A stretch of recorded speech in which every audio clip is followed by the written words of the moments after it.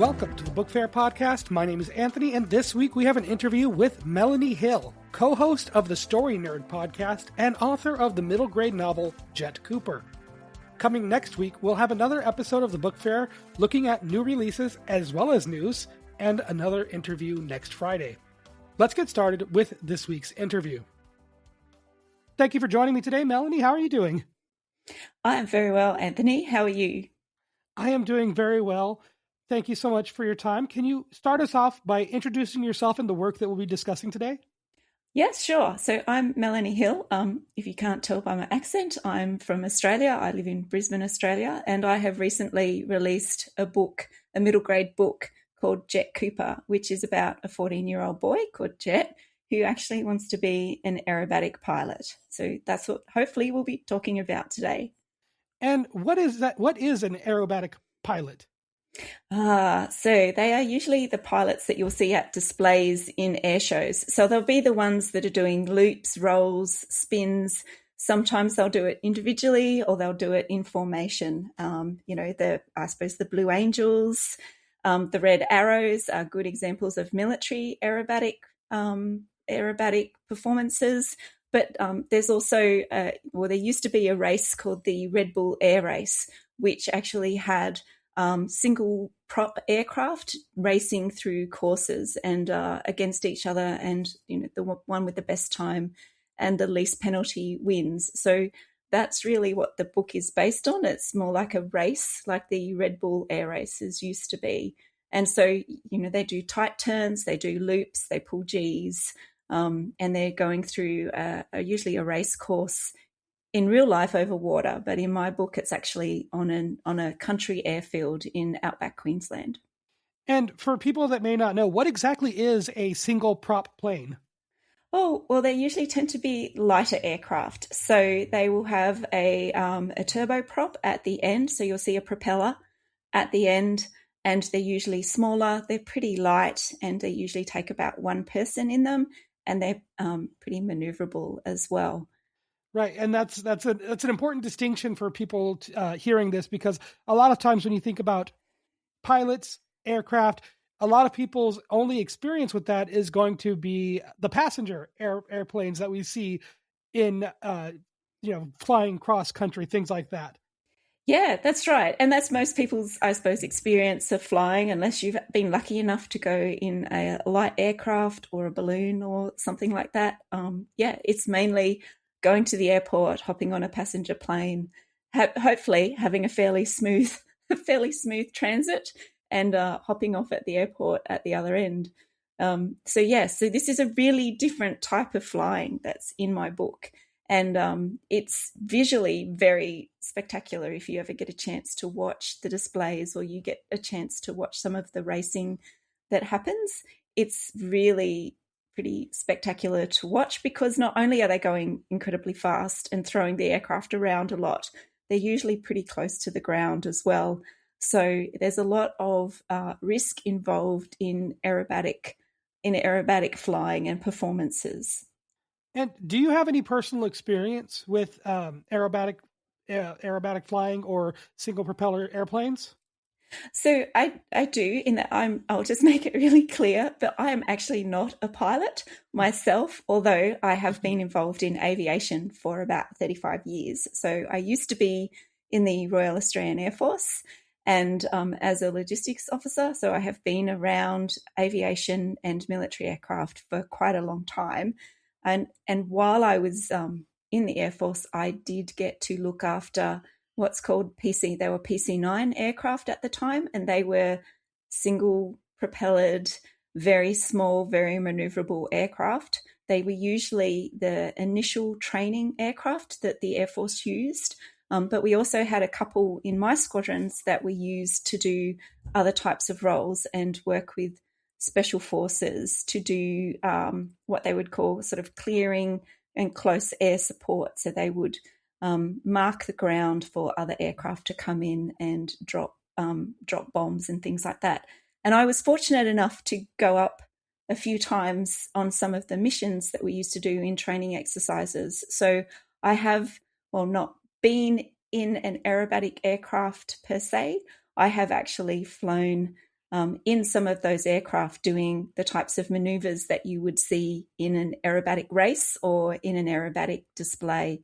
And it was a lot of fun. In fact, I would say it's probably some of the most fun flying that I've ever done. So it was pretty good. And when you found yourself wanting to write your first book, was this the first thing that came to your mind? Was it the flying, or were there other stories that had popped into your head beforehand? Well, there were. So I was writing a few things, particularly short stories, it probably more fantasy type of short stories. And then I was thinking about what I wanted to do in terms of writing a longer narrative. And I heard some advice that sort of inspired the story of Jet, and it was basically write the book that you wish you could have read when you were a child. And when I was growing up, and I've always loved flying. I used to love to go out to the airport, the local airport where I grew up, and watch family arrive from interstate. And I used to just love watching aircraft take off and land. So writing a book that I always would have liked to have read was really a book about flying and, younger kids flying. And so really that was the inspiration to sort of what led me to start thinking about a book with, relatively young children. So Jet's 14 in the story.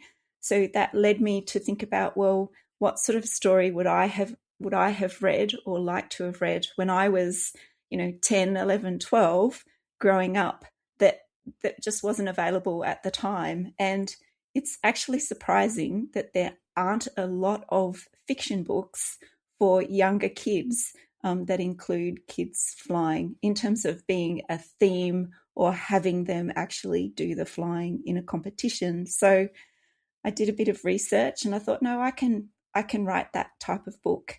And I work at the moment around a lot of people that do fly. So I work with pilots.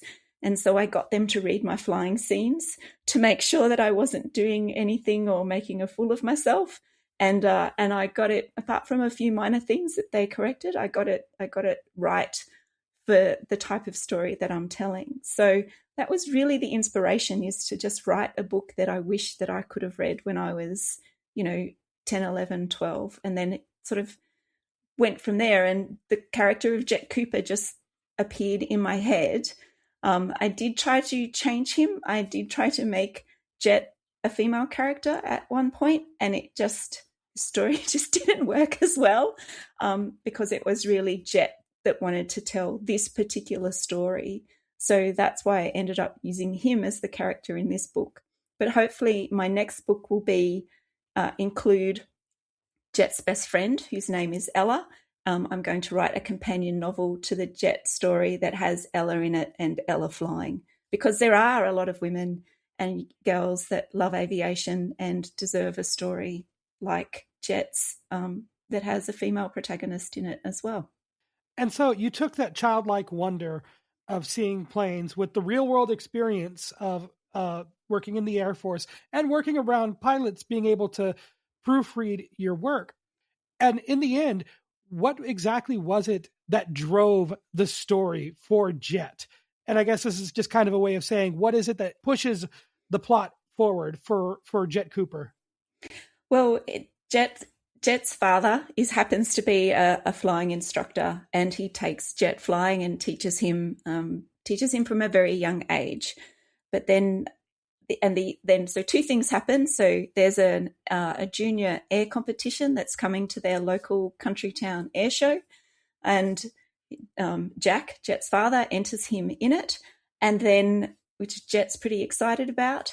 And then I don't think this is going to be too much of a spoiler, because in chapter 2, Jet's father dies. And so Jet is really motivated to keep trying to find a way to fly, because he misses his father and he feels closer to his father when he's actually flying, and he wants to be like his father.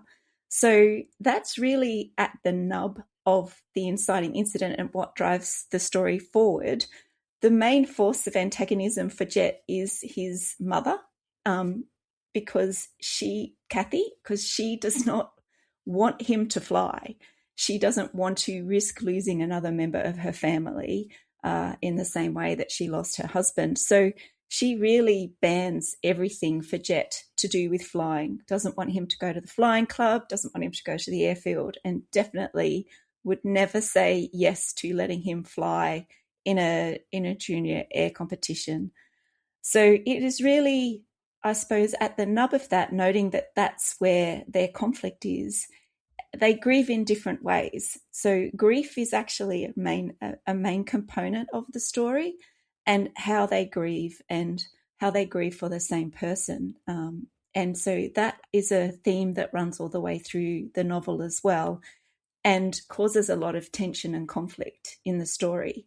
So Jet has to do some things to defy his mum, basically. He has to kind of trick her into entering the competition, and he's desperate to win, because if he wins the competition, then he will be offered a scholarship to the very elite, very hard to get into flying academy.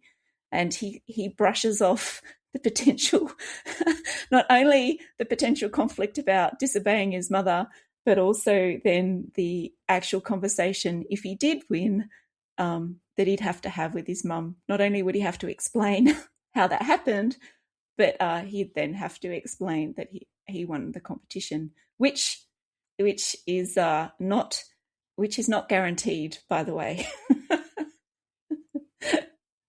So I suppose there's a lot of conflict in the novel. And one of the things he talked about was Jet and his mother are grieving in different ways, and their separate emotional responses to the loss of Jet's father. Can you talk a little bit about the delicate balance in writing these characters and that conflict where there's tension between Jet and his mother without outright making his mother the antagonist of the story? Yeah, so his mum acts very much like you would imagine a parent to act if they had lost their partner. She's very protective of him, of Jet.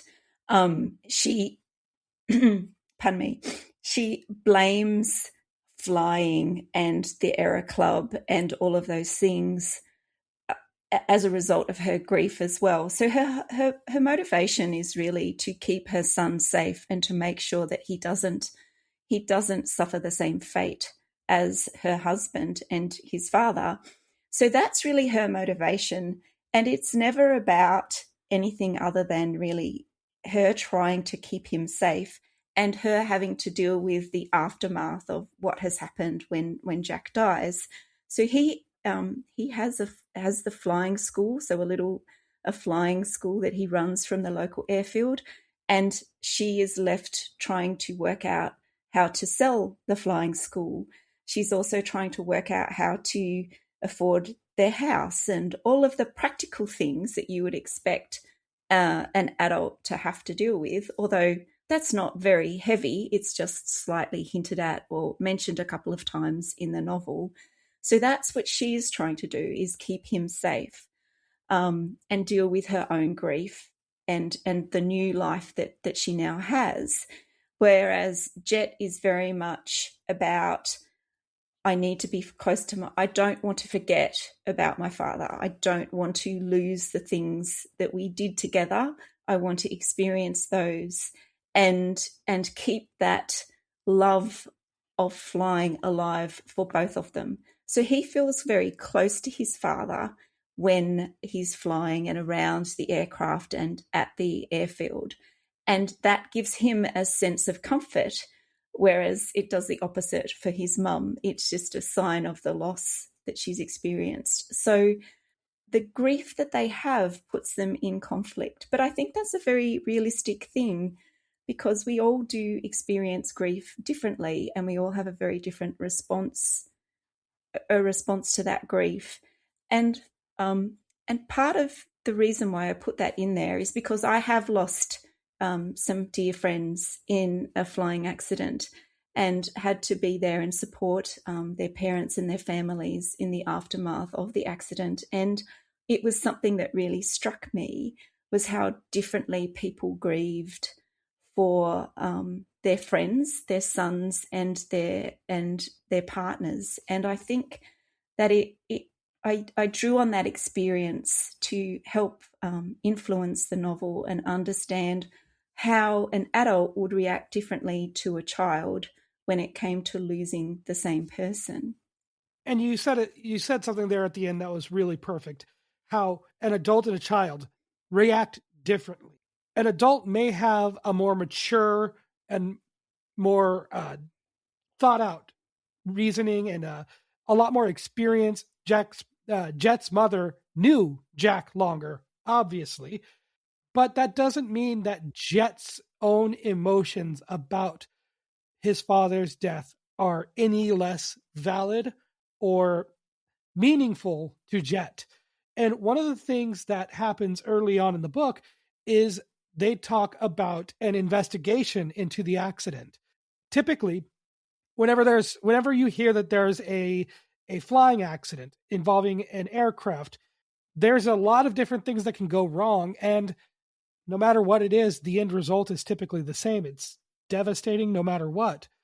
But Jet was holding on to a last piece of hope that the accident wouldn't be ruled as a pilot error. Can you talk a little bit about Jet having this belief in his dad and the hope that even though his dad did pass tragically, that he hoped it was not his dad's fault? Yes, and and again, I think that's a maturation response, whereas Kathy would think that it's quite possible that there was pilot error, because that does happen in accidents a fair bit. But there's also just as equal a chance for there to be a mechanical failure or something else go wrong. But I think because Jet idolized his father so much and he flew with him so often, it was very difficult for him to believe that his father would have done something wrong that would have caused the accident that led to his death. So his faith in his dad is really key to his belief that his father wouldn't make a simple mistake or wouldn't make an error that would cause the loss of not only his own life, but also potentially the lives of anybody else. Whereas Kathy is operating from a different point of view. So she just happens to be an emergency department doctor. So she has a very different view on the types of things that can go wrong, because she is surrounded by those things constantly when she is at work. So they have different life experience that leads them to want to, for Jet to want to believe something, and for Kathy to come from a base of experience and the base of the world that she occupies for most of the time at work. That's not to say that so by the end of the book, there is a resolution to the investigation, and we actually do find out what happens. But that belief that Jet has in his father is really key, because it actually drives him forward, and it motivates him to want to keep flying and show that he is as good a pilot as his father, and his father was a good instructor as well as a good pilot. So that's that motivation for him as well. So if he stopped believing in his father, he would stop believing in his own ability. And that's a really key part of his character. And grief and loss, it's a very serious thing that people deal with in their own ways. And it can impact the relationships that people have with those that are still in their lives. With the faith that Jet puts in his father, does he eventually learn to be able to put that same faith into his mother, to be able to repair that relationship between the two of them? Yes. So the resolution of the accident investigation helps them come to terms with each other's point of view. So they have to at some point deal with the consequences or the outcome of the accident. And even before they get to that point, they do have a how would you say it? It's not a conflict, but they have a reckoning where they really need to understand where each other is coming from. And Jet does that through the course of the flying competition. He matures and he starts to realize through a couple of things that don't go well that, flying might be a little bit more risky and a little bit more have consequences greater than he really expected. And his mother has to come to terms with how Jet feels about flying and understand where he's coming from and why he wants to keep doing it. So yes, so they do have to come to a point of understanding that each of them are experience that grief in a different way, and that it's okay for them both to have those feelings and to also understand each other's point of view, which can be difficult, especially as a parent and a child. It doesn't usually go very well. And with that covering a lot of the major themes of Jet Cooper and his story, can we talk a little bit about your personal side of developing and writing a middle grade novel? At what point in writing this did you decide either Jet's age or the intended audience? I think I decided his age very quickly. So 14 seemed to be a good age. And, I did take a little bit of poetic license with that. There aren't many places in the world where a 14-year-old would actually be able to fly solo. So there is a little bit of, it's fiction, and I did use a bit of poetic license there. But 14 seemed to be realistic enough for him as a character without him being too old for the audience that I wanted to write for. And again, it was really, I chose the audience because I know that at that 10, like upper primary school, early high school age, the book that I wanted to read was something like this. So I chose the audience and the age of the character around about the same time because it made sense to write that middle grade story. Noting that it did take me 11 years to write it. I did multiple drafts. The first couple of drafts I ended up throwing away and completely starting from scratch again. And then and I did some work with a developmental editor, and we came up with at least the outline of the book that I've got now. So it took a long time to learn how to write that long form story and create that narrative, and trial things and fail and start again. So it did take a long time. Hopefully the next one will not take anywhere near as long as this one did. And with 10 years of drafts and throwing out entire revisions, was there ever a point where you felt that maybe this was not the story that you were able to tell at the time? Were there other stories that you were looking at writing while this one was still being developed? Yes, there were. There were times when I did get very frustrated and thought, this is never going to end. I'm never going to write this book. And I would just put that aside. I would then put that manuscript aside and I'd go and just write other things. So whether that be a short story or poetry or just go and do a few other smaller things that allowed me to still be creative, but then come back to that story in the end. Because even when I did get frustrated with it, and I did in the down moments think, this is never going to happen, as soon as I put it aside, I wanted to go back to it.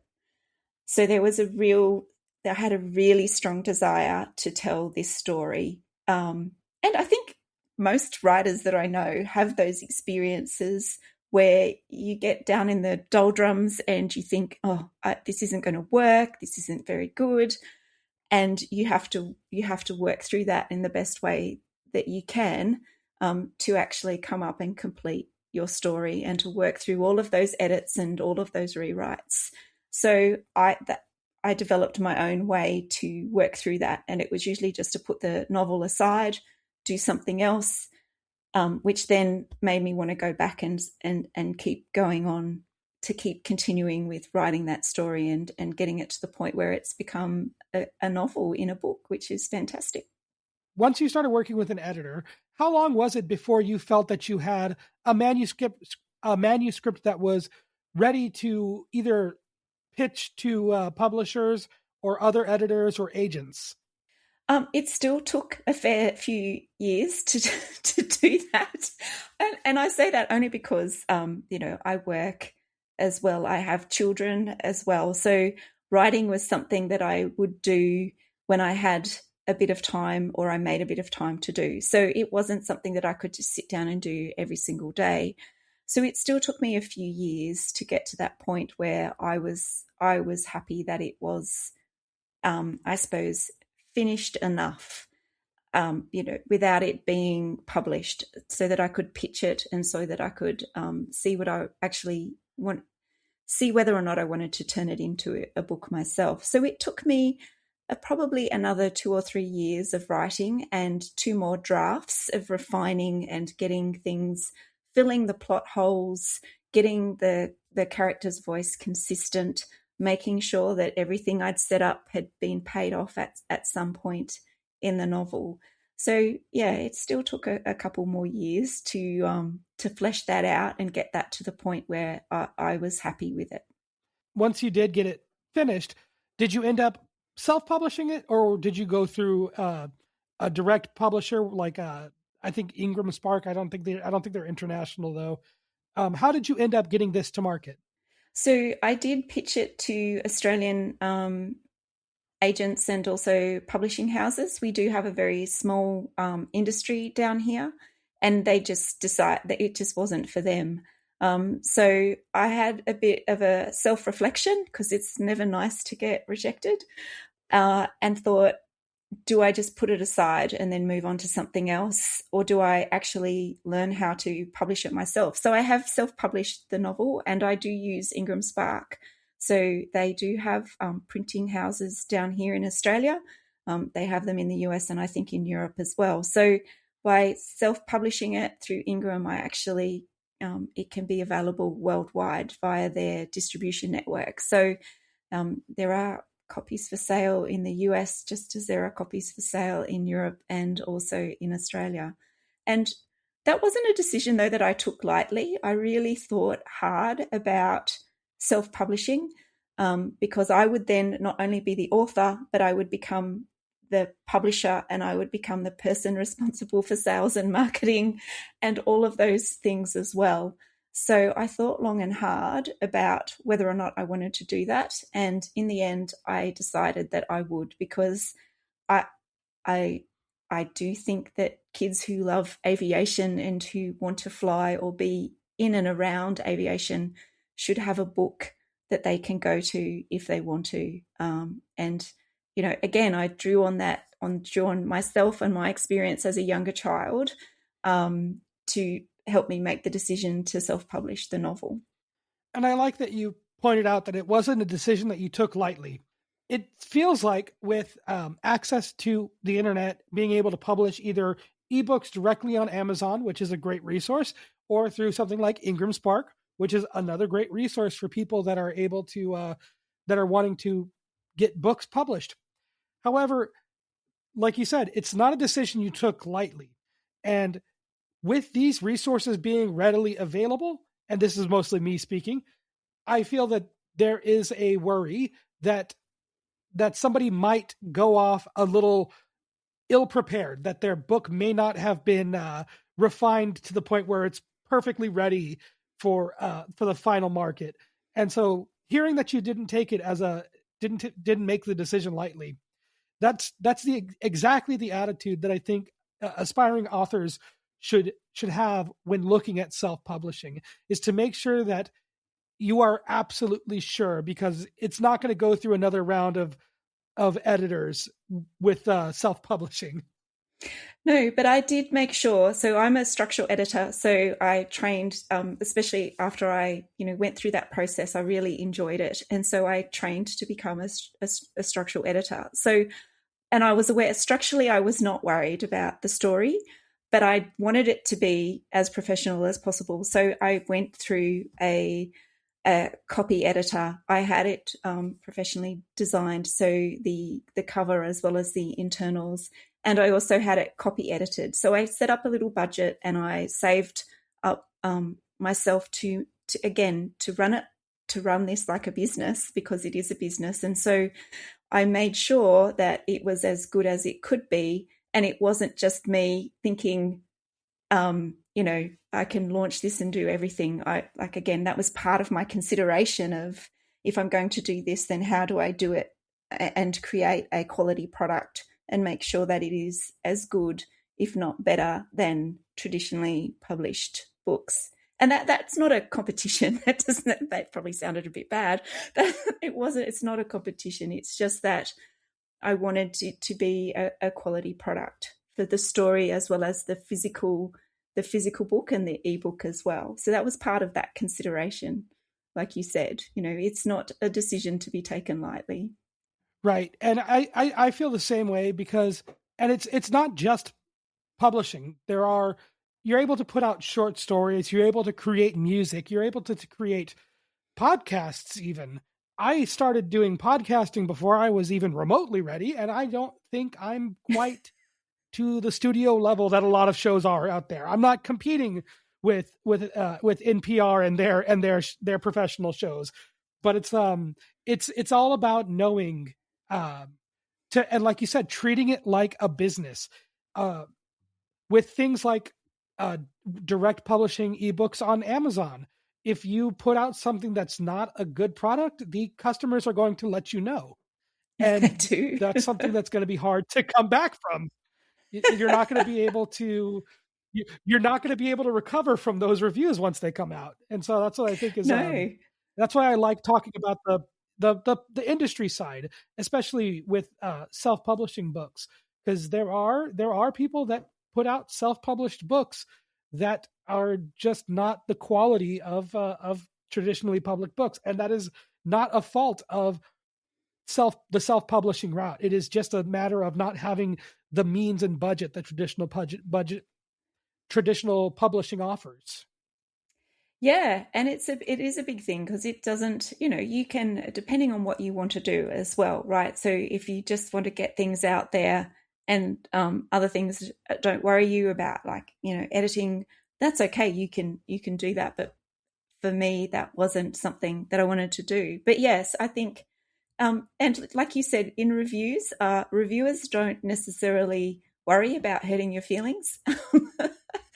And children, if they don't like your book, they'll put it down and won't pick it up again. So, they will tell you in unsubtle ways whether or not you've written a story that they like or that they don't like, because if they don't like it, they just won't read it, which I think is a skill that we as adults sometimes have lost, because we think that if we bought the book, we need to get to the end.